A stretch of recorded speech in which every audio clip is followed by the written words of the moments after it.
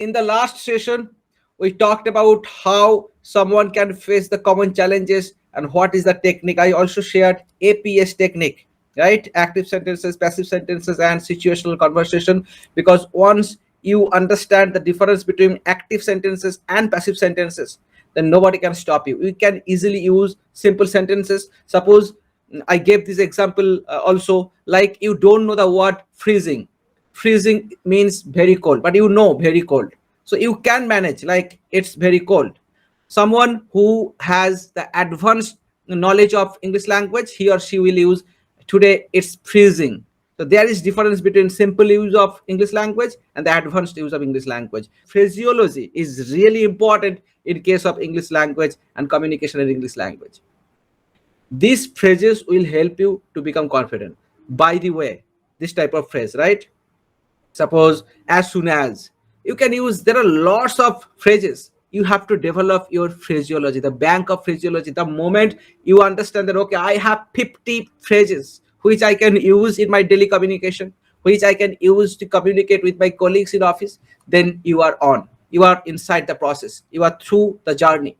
There is no shortcut technique. Let me tell you, there is no shortcut technique. It has a process. Once you are inside the process, then you have to learn step by step. I also talked about the flight theory. Here is the target, right? And now your situation is here.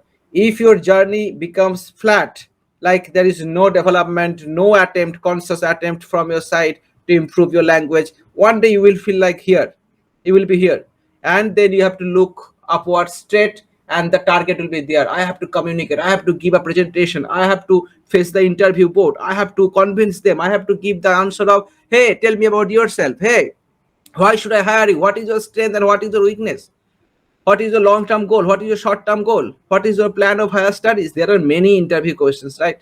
But if you are not prepared for, this is for only students what I am saying right now, then it can be very very challenging and you will face it really in a difficult way. So you have to understand the importance of communication and English language communication, and you really understand that, that's why you are here. But you have to, try your best. Your capability is this.